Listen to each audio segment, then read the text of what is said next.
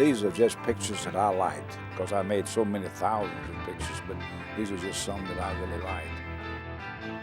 You might use a picture in the paper that was more significant, that was the knockout or the end or something, and yet there was a picture in the middle somewhere that I just liked the picture. And it just appealed to me as a picture.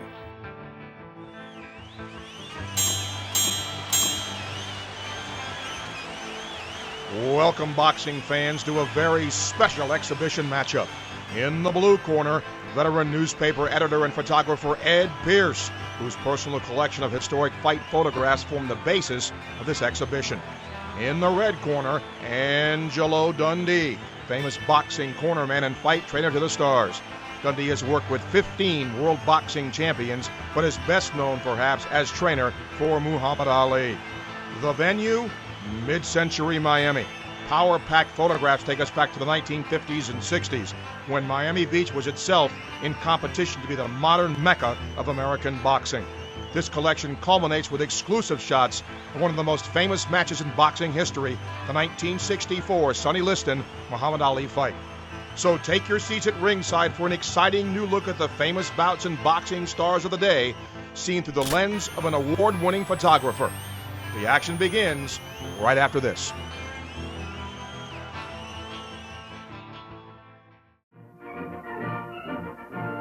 I went all to the Army.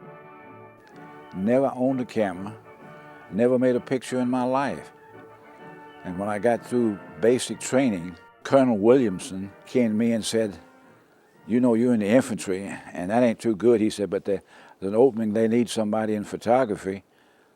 And I said, "Yeah, let's go." And so I went to Fort Norman, New Jersey, in 17 weeks, and became Signal Corps photographer. So that's how it all got started. I was a very fortunate human being. I was trained by the greatest trainers in the world, which was New York City. Chicky Ferraro took me under his wing. He taught me how to wrap hands. And first fight, I went to a fight in Westchester County Center. My brother Chris had a 6-round kid fighting. So Chicky Ferraro threw a couple of rolls of bandage at me and a tape. He said, "Wrap his hands." I said, "I don't know how to wrap hands." He said, "I'll show you." End the story, the kid didn't break his hands, he won the fight. After the war, I went to work with the Atlanta Journal, and I was a photographer covering everything. I love sports, and I really got going well in sports. And so I started saying, well, hell, I'll write the story too. And so I started covering the football as a photographer and writing, and that's how that got started. In 1950, I covered the Orange Bowl. And I saw those girls on the beach in those bikini bathing suits, those palm trees, and said, man, I gotta live here. And that was in January. In April, I went to work with the Miami News. I packed up my wife and my little daughter in a station wagon with everything we owned and drove to Miami. Never looked back. So I kept on photography in Miami, and I kept writing. Eventually I became executive sports editor, and no better job than being a sports editor in Miami in the 60s. They had so many press parties. I used to tell everybody you could stay drunk the whole year long and never buy a drink. But it was a fun town to live in. It was a town that was trying to go somewhere, and they had these big ads, come on down, come on down. I had to leave New York because I wasn't making a living. The little clubs dried up. I used to make my hustle working with preliminary fighters. So I came down by train with 2 fighters. When I came down to Miami Beach, Fifth Street Gym came into being. It was to be a Chinese restaurant, 2nd floor on 5th and Washington Avenue. Of course, they were building a new hotel every week, the Fontainebleau, and it was just going like that. And before Las Vegas, all of the top entertainers came there and had shows at the various hotels and nightclubs. It was a happening to get away from the cold weather. We had a captive audience down there, even captive snowbirds fighters, because they would come there because it was cold where they lived, and they would come and train. And then they started having TV shows came there. Jackie Gleason came there to live, and then he started taping his show there at Miami Beach Auditorium. The Miami Beach Auditorium was like a studio. Beautiful arena, beautiful setup for the cameras and stuff. The CBS ate it up. They wanted TV fights there because naturally it had some stars in the crowd. Look sharp, feel sharp, be sharp and listen, mister. On Friday nights, you had Gillette fights, look sharp, feel sharp, Gillette. And on Tuesday night was Pabst Blue Ribbon. And Pabst Blue Ribbon, what do you have? Those were big fight nights. And so many of those Tuesday and Friday night fights were in Miami. When you're watching TV boxing bouts with fighters swinging hooks and clouts, the moment that bell begins to sound, it's Pabst Blue Ribbon from the very first round. It was a great time, I'll tell you. I had such a wonderful time. I used to live on South Beach in an apartment there with the wife. I used to go to the Fifth Street Gym, was right down the street. The auditorium was on 17th and Washington. Chris had an office there. Chris Dundee was from New York and had been a promoter, and he came down to Miami and started promoting fights. And then, of course, he promoted the guys, many championships fight was right there in Miami. Muhammad Ali began right there in Miami, Florida. Chris gave him a great show, honest promotion, interesting fights, competitive fights. Chris always made good matches. I can't tell you how many kids that got licked of mine, and he's my brother. Chris had connections, and he could get fighters, and he could get championship fights, and that's what you need to do well at boxing. My brother Chris was the greatest commercial for Miami Beach. Because every time a result would go out from the fights, Miami Beach. Promoter Chris Dundee. So he was like a PR guy for the area. I used to go up to the Fifth Street Gym and just watch them work out. And it took dedication, if they were any good. And those that didn't do it were never any good.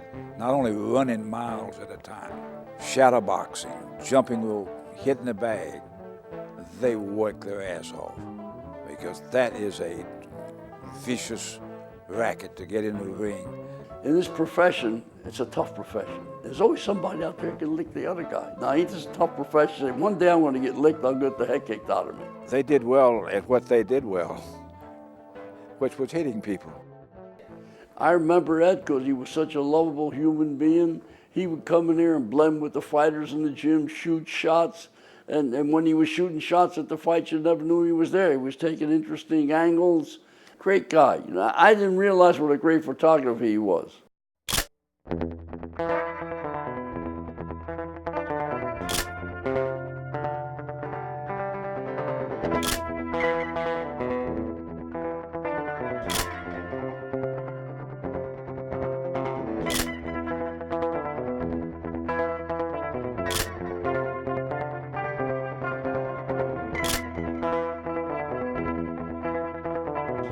My neck still hurts because I would lay on my stomach inside the ring under the ropes and up like this with the camera. You got a lot of spit and blood on you when you were up inside that ring. Photographers never got nobody's way. They used to stand, most of them, none of them sat down, and they would have their elbows in the ring, and there was a quick shot to take. They would shoot under the ring, you know, under the ropes. They had their own techniques.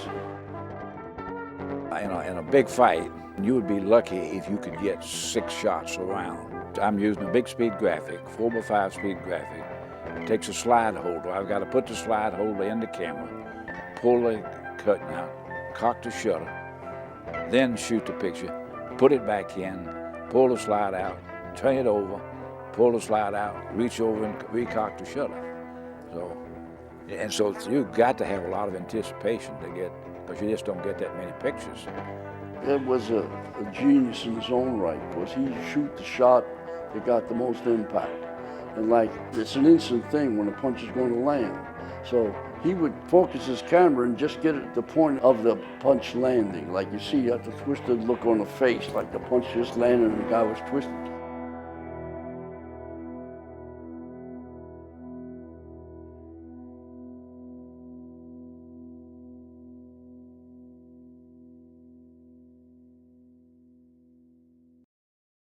you had a knob that you focus, and I had rigged the camera where I had a knob sticking straight up, and I could just hit it, and that would go for a close-up of a fight. And then I would pull it back if they're on the other side of the ring. And you could do that without having to look.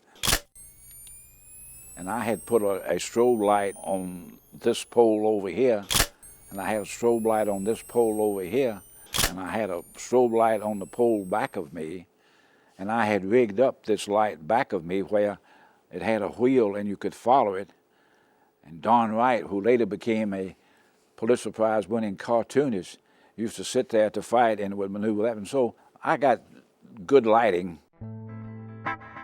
A lot of good pictures were helped in the darkroom. You could blow the thing up and just come in real close and get a smash shot up close and it looked good, but in the whole picture it was out like this.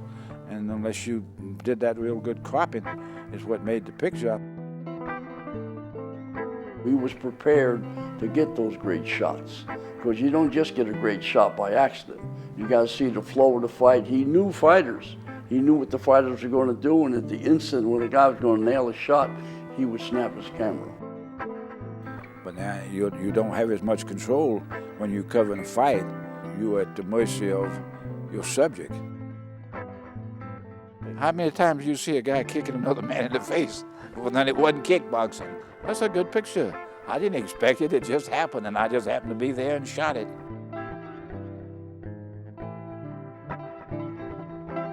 That's a low blow, and that's a southpaw too. I would utilize the fight photo to see what style the guy was, whether he was left-handed or right-handed. If the guy was stiff, like this guy's muscled up, bulky, I know that his reach wouldn't be that long. Still pictures used to be my barometer to judge a guy style-wise. That's Joe Maselli. He was a great left hooker. So he hit that guy a left uppercut and got him out of there. See the right hand's here, the left hook's here. He hit that guy a shot and flattened him. Joe Maselli, he was a good fighter, good lightweight fighter, had a great jab and moved around the ring real well. You know, he was still a good club fighter, is what you would say he was. A lot of fighters that you see at any place in a fight town, you have a lot of what are club fighters, that you've got to have 6 or 8 fights. And you have a main goal. And so you have these fighters that are fighting on the sub-card that make good money doing that. Even today, you see them on television where they have a 6-round, and then they have an 8-round, and then they have a feature event. So you always had those fights going on. And so you had fighters that were fighting, and some of them were going up, and some of them were coming down. Mike the John, good banger. He fought Liston. He hit Liston on the chin. He looked like he almost got him out of there. He could fight, big, tall guy. He was kind of a lazy guy. He would feign doing a lot of road work. He would go sit in the park, throw some water in his face, and come back. He was kind of lazy, he smoked. Honey Durango was a middleweight fighter, a real good fighter, a real tough fighter, street fighter type. Like so many of those fighters, they were good club fighters and they did real well, but they didn't really go all the way to the top. Miami was really the capital of lesser boxing. Billy Kilgore was on the right-hand side, and he was a good fighter, and you could see, look at that guy's face, and you could see he is not doing well in this fight. It's better to give than receive, but he's been receiving more than he's been giving. Billy Kilgore was a middleweight, and it was what I would call a good club fighter. He fought for the championship, but he didn't win. But the most interesting thing to me about Billy Kilgore, he had this big police dog. And after each fight, if he won, they'd let that dog go, and he would come running and bounding up and jump right up in Billy's arms, and he would walk around the ring with that dog in his arm. Joey Maxim couldn't hit, wasn't a good fighter, but you couldn't beat him. He just kept you busy, kept punching you, and he could stay out of your way. Joey was he was a light heavyweight champion. Finally, Archie Moore got a fight, and that's when Archie Moore won it. Yes, he is a young Archie Moore, getting hit. See, the old Archie Moore got lucky. couldn't get fights when he was young. In those days, they were not fixing fights, but a good trainer or a good manager tried, as he was coming up, to match his fighter against someone he thought he could win with. Especially in the learning, when your kid's learning, you don't want to fight that tougher guy. He was a tremendous fighter. He used to do the poetry bit, I copied it from him. He also had a knack of, when a fighter would win a title, he'd write him a card, "Welcome to the Champion Club." He was a real good guy, nice guy to know. I know one time we were sitting at ringside together and they collected money for the March of Dime. And I thought, well, I'm going to be real generous. And so I gave $2 and he put a $100 bill in. I felt a little embarrassed, but what the hell, he had more than I did. Bobby Dykes was a hell of a fighter. Good boxer, puncher. Bobby Dykes was one of my favorite fighters, and Bobby Dykes actually was in the insurance business, and he's also a fighter.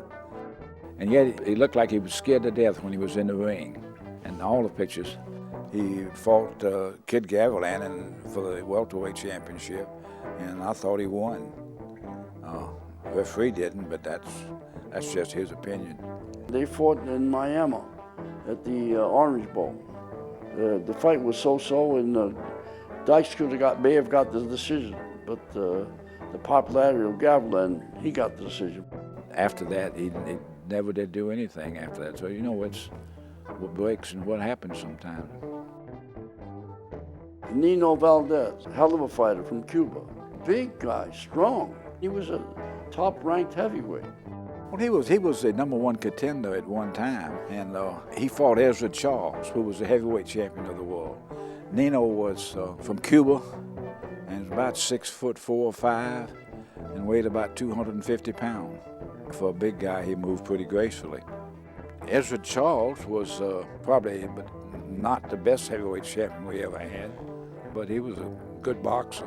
They had a hell of a fight against Charles, but Charles got the decision. Johnny Holman was a guy who had an arthritic elbow. He'd throw a jab and he would miss it. So I told him, when you throw the jab, throw it to the side of the face, and when his elbow locked, he would hit a guy. He was a big, slow-moving guy. The kind of guy all he wanted out of his life was to get a house with awnings with air conditioning.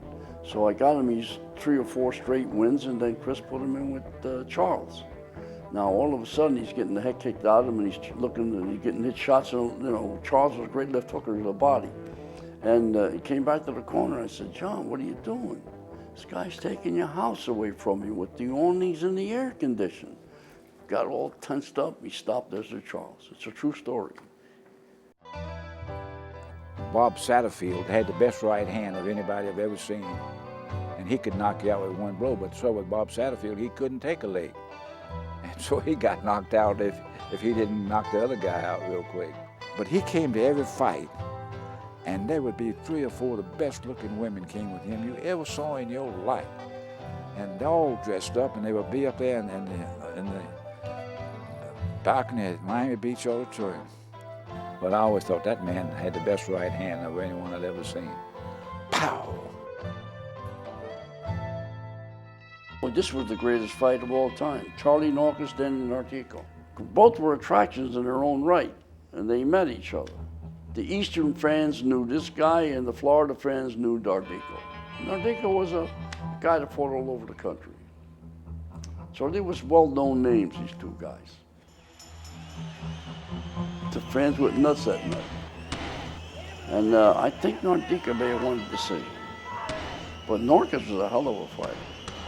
That Narcus-Nardica fight, 2 light heavyweights, which Angelo Dundee said was the greatest fight he had ever seen, and there were 12 knockdowns in the fight, and between the two, and they both looked like they had been through a thrashing machine when the fight was over. And they had a rematch, and it was terrible, and neither one of them was ever a good fighter after that. It just took so much out of them. Ron Lastarza, heck of a fight. He's the one that fought Marciano and gave him a great fight.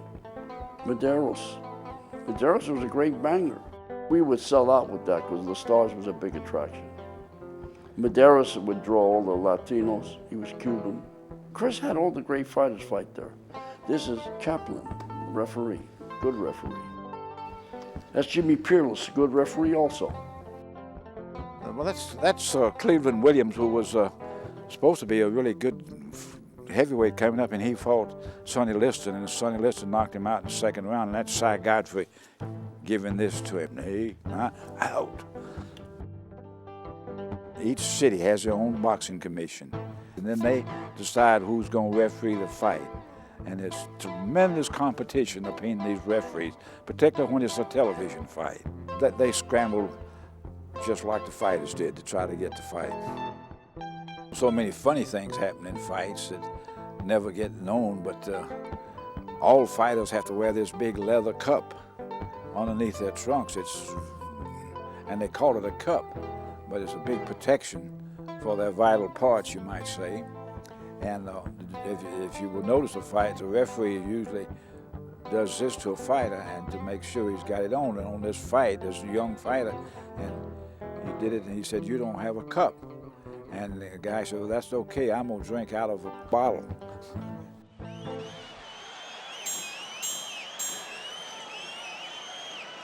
There's Michelangelo had to have a model for his famous stature. He couldn't have done any better than using Muhammad Ali, because he had a great body, perfectly sculptured. And he was really a nice young man, and all that screaming he did for publicity. But outside, he was as nice and calm and intelligent and just a nice guy. Nobody gave us a shot. They figured Muhammad was going to get chewed up and spit out. Here he comes around and he beats the baddest guy in boxing, was Sonny Liston. Sonny Liston was big, surly, never smiled. When you talked to him, he never once had a smile on his face. And he had the biggest hands of anybody I have ever seen. When I shook hands with him, you couldn't see my hand. Cassius had done all that ranting and raving, and that way he'd gotten the fight more than on deserving to get the fight. He was not the number one contender. And he had gotten that fight through self-promotion. And no matter what you call it, that's what it was. He knew how to generate publicity. He knew how to turn a sports writer on. I knew he was going to beat him. I just had that feeling, because big guys, straight stand-up guys with movement, drove Liston crazy. And nobody can figure out my kid's movement. He was so quick for a big man. He's the first big man that moved. And he gave you all kinds of looks, all kinds of feints, all kinds of moves. And I knew he beat Liston, because we did a lot of homework on Liston. He had the best left hook of anybody I've ever seen. And that's what everybody thought, that he would catch Cassius. But Cassius, I should say Muhammad was so fast that he never could connect with that left hook. He landed one or two really good punches. Well, Muhammad got nailed there. But he's pulling with the shot so he don't take the full effect. But that's what kind of puncher Liston was. And Muhammad was able to take that shot and react. Belly jab, but see, that's a technique of throwing a proper jab to the body where you don't bend your knees. You can still throw a jab to the body. It just showed you he was able to hit the guy with a body jab, chin jab. It's a combination. Cassius just had this unbelievable left jab. And he just, if you can see some of the pictures, he just kept hitting Sonny Liston right in his left eye. The jab was the key to beat Liston, keep him off balance. And because you didn't want him to get in close, you wanted to keep him on the outside. Liston slipped that jab, so Muhammad, the jab didn't land. You see the jab missed, Ed caught that. It just shows you why he beat Sonny Liston, the jab. You know, and he got the whole impact, and the way the guy's face is distorted, and the way Muhammad's putting the snap into the shot, the jab is extended. He got all that. Didn't 10% of the people at that ringside at the beginning of the fight thought that Cassius had a chance. And then you kept seeing him with that left, sticking it out, sticking it out, sticking it out, moving, sticking it out, circling, Liston swinging and missing and missing. And it just kept on. And after the 7th round, he just quit. For the 8th round, he just didn't come out. He just didn't come out. And that's when Cassius Clay started screaming, running around the ring, "I am the greatest, I am Muhammad Ali." And we didn't know what it was. It was later on that we found out that he had beforehand, before that fight, had trying, I guess, to become a Muslim and had taken that name, Muhammad Ali. And I had a hard time when I was talking to him of calling him Muhammad Ali because I'd known him so long, so I called him the champ. He shot this kid at the height of his career. That's when he beat the baddest man on the planet. He beat Sonny Liston, and he was there, and he took those shots. And those shots have been remembered by everybody. What better representation can you get than have a great champion photographer take your fighter? These are just pictures that I liked, because I made so many thousands of pictures, but these are just some that I really liked. You might use a picture in the paper that was more significant, that was the knockout or the end or something, and yet there was a picture in the middle somewhere that I just liked the picture. And it just appealed to me as a picture.